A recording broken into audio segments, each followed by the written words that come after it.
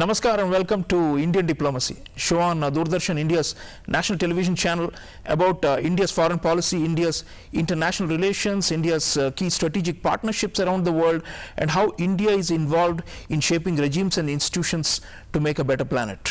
Viewers, in this episode, we are looking at the phenomenon of personal chemistry between world leaders and how it impacts on foreign policy, with special reference to the unique friendship diplomacy of Prime Minister Narendra Modi. And to discuss this, I am greatly privileged to introduce you to our distinguished guest, Ambassador Harsh Vardhan Shringla. Harsh Vardhan Shringla ji was India's Foreign Secretary, which is the highest position in the Indian Foreign Service system. He was India's ambassador to the United States and to Thailand, and High Commissioner to Bangladesh, and most recently he was the chief coordinator for India's very successful G20 presidency in 2023. Shringla ji, welcome to Indian Diplomacy. Mr. Chaulia, namaskar. Thank you for having me on your show. Thank you, sir. To begin with, you have been a practitioner of diplomacy for so many decades and have seen Indian leaders engaging with their peers, prime ministers, presidents all over the world. But the Modi era from 2014 onwards has been quite special in this regard, and you have witnessed it yourself. So I'd request you to start by reflecting as a practitioner of diplomacy on how important this phenomenon is, how the chemistry or the friendship between world leaders matters, because often we tend to think that ultimately it is the convergence or the alignment of interests that really matter in bilateral or multilateral settings. But we have seen in the Modi era that this has become a big plus factor for our diplomacy. So if you could start by with your thoughts on how important you think this personal chemistry is, sir. Well, when you talk about relationships between states or between countries, then the most visible manifestation of that relationship is the relationship between leaders. When you see two leaders shake hands, when you see two leaders greet each other, you think that the countries involved. So the leaders really represent the countries, and that reflects on the relationship between countries. Henry Kissinger, once described personal history as one of the most important aspects. He says that leaders, they meet, they speak on philosophical terms, but officials take the cue and take that relationship forward based on what the leaders are, the sort of connect between the leaders.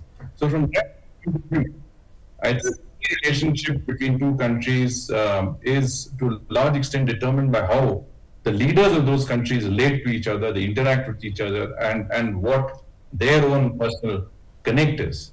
And in that context, as you pointed out, I think Prime Minister Modi has really understood the importance of a personal chemistry or a personal relationship with his counterparts.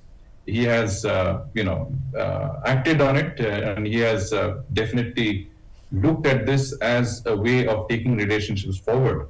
So whether it is the United States, whether it's Japan, Australia, or our neighborhood, I think you will see, or any part of the world, Prime Minister Modi has utilized his personal charisma, his outreach, his ability to relate to his counterparts, to take India's interests, our national interests, our important goals when it comes to relations with these countries significantly forward.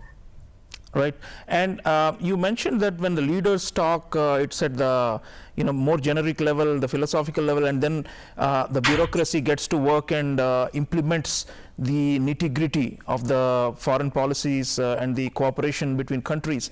Now, when you look at Prime Minister Modi, I mean, you have to give it to him that there's something about his own personality which is very gregarious and very affectionate towards others, and he builds friendships, right? Friendship is a gift that not every leader naturally has, but he has it. I think his rise as a politician within India in the domestic sphere also, the kind of camaraderie and the likability factor for Mr. Modi is tremendous. So on that count, you have worked under him both when you were ambassador to the US and foreign secretary, and then heading the G20 G20 process. So please tell our audiences what is unique about his persona that makes him so affable and so likable as an individual. You know, we can go into the deeper structural aspects later, but let's focus a bit on him and why he brings this X factor to our diplomacy.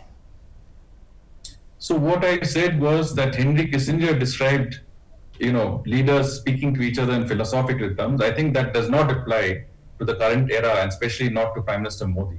Prime Minister Modi's interactions are substance-oriented, and I think, beyond the bonhomie, you would see that his discussions are very, very substantive. They're very focused, and they're very result-oriented. And when you talk about his own personal chemistry, I think it is true that his charisma, his charm, his ability to connect with people, whether they're from large countries, small countries, developed countries, developing countries, irrespective, I think is something that I think should be a subject of a detailed study, because this is a connect which I think has been very unique and which he has really taken to a level that has not been seen in international diplomacy before. I mean, whether he has, if you look at the United States, he has had an excellent connect with President Obama.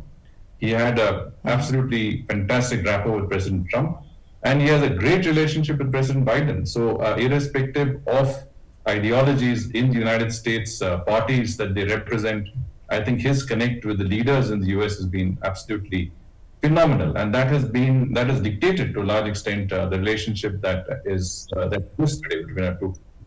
So similarly, if you look at Africa, whether it is President Philip Nyerere of Mozambique, whether it is President Paul Kagame of Rwanda, whether it is any of the leaders in Africa, the connect is very strong. Kenya, Tanzania, West Africa, South Africa, I think all of the leadership in Africa, Prime Minister Modi is able to connect with them in a way that no Prime Minister in the past has been able to do that. But the connect is one part, it is his uniqueness, his ability to warmly greet people, his ability to use our traditional concept of Atithi Devo Bhava. You saw in the G20, whether it was a G20 meeting or whether it was a summit, the level of welcome and reception that was accorded to our guests was again incredible, and it represented incredible India. But it's also part of our ethos, Vasudhaiva Kutumbakam.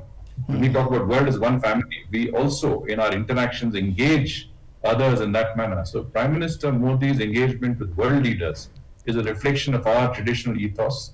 It is a reflection of his own, I would say, approach to matters that are both domestic and global in nature. After all, it is under Prime Minister Modi that the concept of a human-centric globalization was first discussed and first, I would say, invoked. The world understands that India is a different country. It is a country that is working for the global common good. It is a country that does not meddle into the internal affairs of other states. It is a country that does not lead countries into indebtedness. It is really a country that is working in the best let's say, sense of the ideology of Vasudhaiva Kutumbakam. And that's what the Prime Minister represents. Everything he does is within that ethos of our country and taking our national interests and our national objectives forward. Absolutely, sir. So yes, it reflects our deep civilizational values, and he is a symbol of that in many ways, Prime Minister Modi. Shringla, talking about our major relationships, you already mentioned the US, the manner in which Prime Minister has straddled so many administrations, and if there is a change of regime in the US again in 2025, I'm sure he will again work with whoever is in power. So that way, it seems to me that he and our Ministry of External Affairs have a clear sense of who are our main strategic partners, and I think even the personal chemistry, he invests a lot more in those relationships, right? So in that sense, while he is friendly with the whole range of countries and with leaders, and you mentioned many, when it comes to our top strategic partners, he really invests in this friendship with the at the summit level, isn't it? And if you talk of Japan, and again that's another major country for us, you mentioned this, the kind of what was called bromance between Prime Minister Modi and Prime Minister Shinzo Abe, the late Shinzo Abe, was legendary. And even after the great Abe passed, with Fumio Kishida, the current Japanese Prime Minister, again Prime Ministers built this very, very tight bond. So could you tell us about these major other bilateral relations? We are seeing it with Australia also, be it Scott Morrison or Anthony Albanese, right or left, whoever comes to power, Prime Minister Modi goes out of the way to embrace these leaders, and to, this hugging and, hand holding, it has a strategic purpose behind it, right? It's apart from just PM's personality of being friendly and developing friendships, it's also an investment in major relationships, isn't it? Absolutely. I think wherever you've had a strong partnership that has developed, whether it's, as you mentioned, with Japan, with Australia, with the Gulf, I think our relationship has changed significantly there. With Europe, I mean, in a certain good example is Scandinavian countries, where we have a strong green connect because of that personal relationship. Latin America, a new relationship developing. Everywhere, I think that personal connect has made the difference.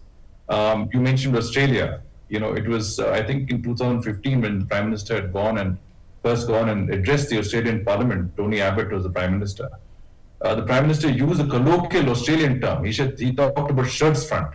Shirts front when in referring to the fact that Tony Abbott had three heads of state or government addressing their parliament in a short period of time, and he said, this is what he's done. He's done a shirts front with you, which means he's knocked you down with his absolute ability to connecting with the Australian Parliament. But what it did was that it connected Prime Minister Modi to the Australian Parliament and the Australian people. So whether it's Tony Abbott, whether it's Scott Morrison, with whom we had an outstanding relationship, or the present Prime Minister, as you said, Albanese, our relationship with Australia has taken that qualitative leap forward. And I'll give you one example of Scott Morrison and the relationship. As you know, Scott Morrison, was very, very openly affectionate towards Prime Minister Modi. He spoke about, culinary skills. He also, attributed a lot of initiatives correctly to Prime Minister Modi, including calling for a summit of the G20 for COVID to deal with the COVID crisis.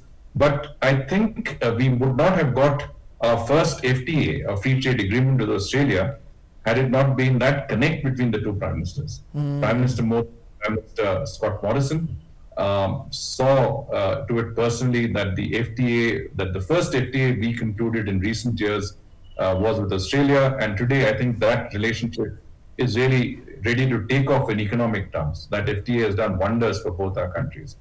Similarly, if you look at the connect he had, with leaders across the board, let me tell you a personal instance about Sheikh Hasina, because relationships are developed; they don't happen naturally. And when I was in Bangladesh, I did recommend. I said it would be great if, and it would have a significant impact on public opinion in Bangladesh if Prime Minister Sheikh Hasina was visiting India at that time, 2017, was to be received, at the airport at a high level.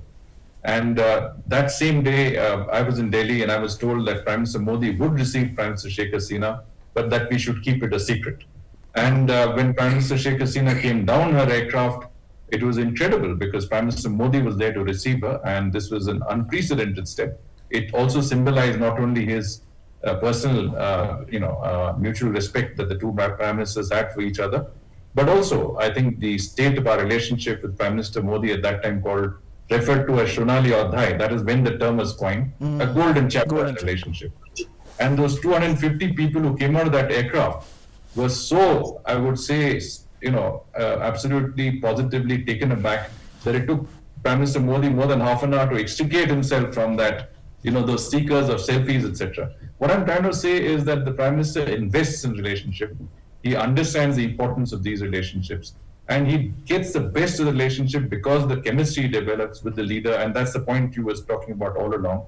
I mean, any sort of good relationship today. Look at the Gulf. Look at UAE.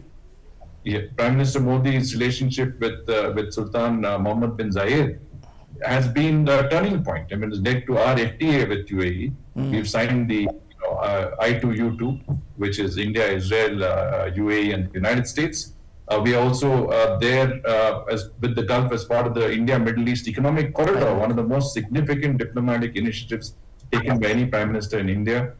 Saudi Arabia with Mohammed bin Sultan. I think, again, MBS and Prime Minister Modi enjoy an absolutely outstanding relationship. And I think from that point of view, those are the relationships that have made the difference, because today, India in the Gulf is regarded totally differently as what it was 10 years ago. Today, we are really, a country that is on the move, and we are working with them across the board.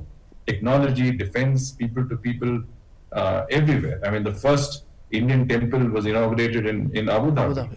And I think that was an incredible, I would say, first, because you could never imagine that, a Hindu temple would come up in the Gulf region. But again, it is that chemistry, it is that connect that has, led to that confidence that, Indians, are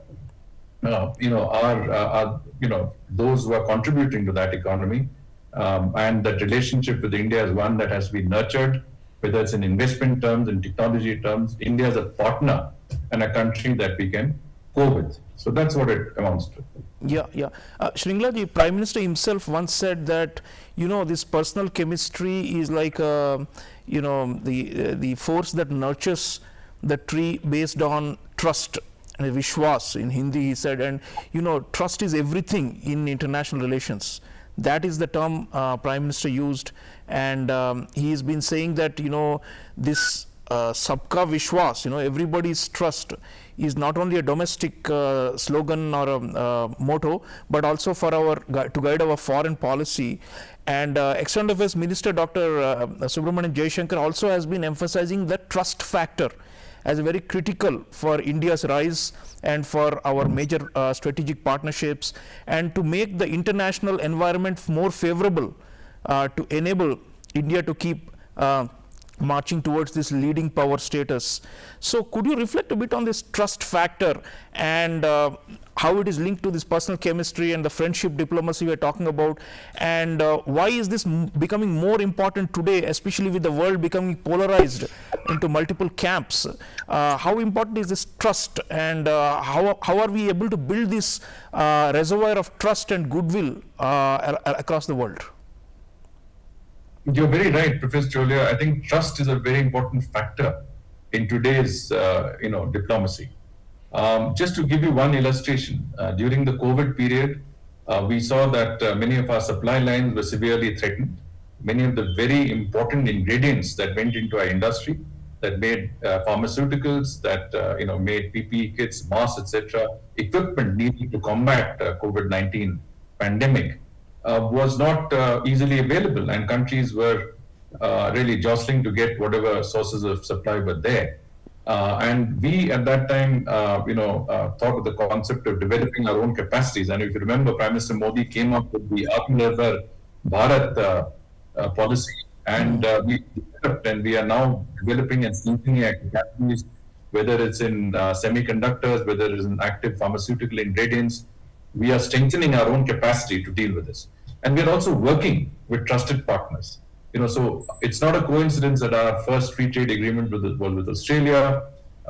We then signed with the UAE. We're negotiating with the EU, with the UK, with Israel, a number of partners with whom we are working on free trade agreements. But these are trusted partners. And where does the trust come from? The trust begins at the level of the Prime Minister.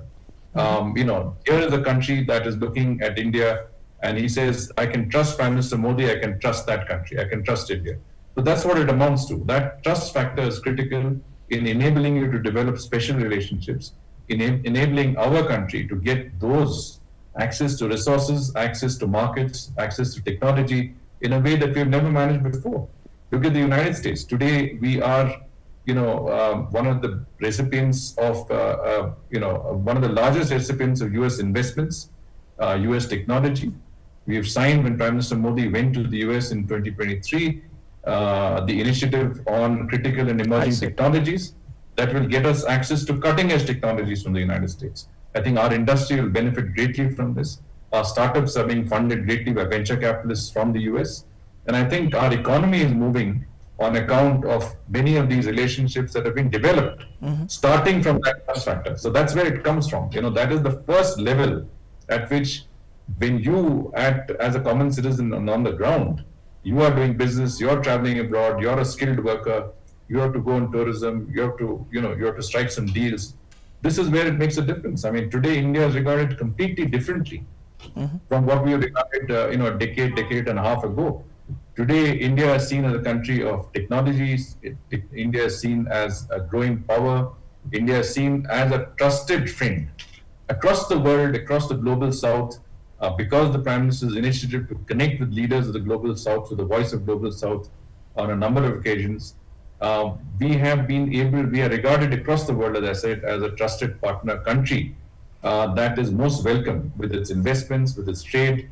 It is a country that is not out to exploit others, it is out to benefit others. And there is a mutuality of benefit that's very unique in today's diplomacy and era of, I would say, conflicts and differences between states. Absolutely. Shringla ji, there is also the issue of ironing out differences. I mean, sometimes we may have, if not a conflict of interest, some kind of, lack of full convergence, or maybe we are stuck on certain issues at the lower level of the bureaucracy where there are negotiations going on. Sometimes maybe national security concerns, things related to counterterrorism, cooperation, sensitive issues. And there, I suppose, as an observer from outside, I suppose that Prime Minister's chemistry with world leaders can also help us achieve those kind of goals, right, where things are stuck or things are not going the way India wants it to be, and then the PM directly has a conversation or a dialogue with his counterpart in that country or region, and then in a crisis or in the case of a conflict, it also benefits us in those senses. So is there something you would recall from your career, having seen something like this, where we were not 100%, but because of PM's involvement and push and persuasion, soft power, the other country came around? Absolutely. I think there are many such instances. Take the case of Europe, for example. A very recent example is Italy, where Prime Minister was there for the G7 summit. If you recall, because of certain, incidents that happened, our relationship with an important partner in Europe was practically frozen. It's Prime Minister Modi who, worked to get that relationship off the ground, took it off that official level where those differences would remain, brought it to the political domain where he is able to make that difference. I was there in his meeting when he had with Prime Minister, of Italy at that time. This is during, the G20 in Rome in 2021. And I think many of the issues, had been ironed out. But today, if you look at his personal connect with Prime Minister Giorgia Meloni, and the fact that that relationship is moving forward at a level that is incredible. Couldn't be envisaged a frozen relationship 10 years ago to today. Our relationship with Italy is completely different. And again, it comes down to personal chemistry and the trust factor. You see, take the example of Turkey, where we had our differences primarily because of some unwarranted utterances from Turkey from time to time. But, that relationship nonetheless is an important one. And the fact that during its very severe earthquake, India was one of the first to send, a rescue team to send assistance to Turkey at that time, I think was well received at a public level. Again, this is part of the Prime Minister's philosophy of Vasudhaiva Kutumbakam, human-centric globalization. It doesn't matter if we have differences, but when it comes to people and when it comes to humanity, then we must be there to help each other. And that goes into addressing and resolving conflicts, whether it is the Ukraine-Russia conflict. The Prime Minister is constantly in touch with both leaders, President Zelensky and President Putin. Whether it's the Middle East issue, I think the Prime Minister believes that this is not an era of war, as definitely it isn't. And the Prime Minister has, I think, waded into many of these issues in an effort to see how we could help resolving this. Even in our own neighborhood, you take the case of Maldives. Yes. Maldives, with the new government coming in, there were some perceptions that they might be anti-Indian in some senses. But Maldives is a close neighbor. It's a very important country for us. The Prime Minister understood that in inviting President Muizu to his inauguration ceremony for his third term in office. This is a gesture that was not lost on anyone. We are inclusive. We make sure that all our neighbors be there, and that we attached importance to the relationship with countries. And this is again coming straight, I would say, from the Prime Minister's thinking of a relationship that is based, or relationships that are based on humanity and on the people of our countries involved. Absolutely. So, viewers, this fascinating discussion with former Indian Foreign Secretary and former G20 Chief Coordinator Harsh Vardhan Shringla ji is that Prime Minister Narendra Modi has really invested in key relationships. He reflects our philosophy of Vasudhaiva Kutumbakam, the world is one family, and he really has created a huddle of friends from all over the world who actually enable India's rise and who are helping India reach its desired destination in the Committee of Nations. Let me thank Harsh Vardhan Shringla ji for such valuable insights. Always great learning from you, sir. Thank you so much for being on Indian Diplomacy. Thank you, Professor, for having me here. Thank you, sir. So, viewers, personal chemistry matters. Do not think that it is just a photo op or publicity or PR. It's much more than that. Sometimes the media hypes the personal chemistry between Prime Minister Modi and certain leaders, but we have to go beyond the hype. We have to look at the substance. And what we've learned today is that personal chemistry adds to the overall alignment or convergence of interests between India and various countries, and it is in the Modi era that we've been able to maximize the force multiplier effect of personal diplomacy for our foreign policy. Do look deeper into this phenomenon beyond just the media headlines. Thank you for watching, and I'll see you again next time. Until then, take care.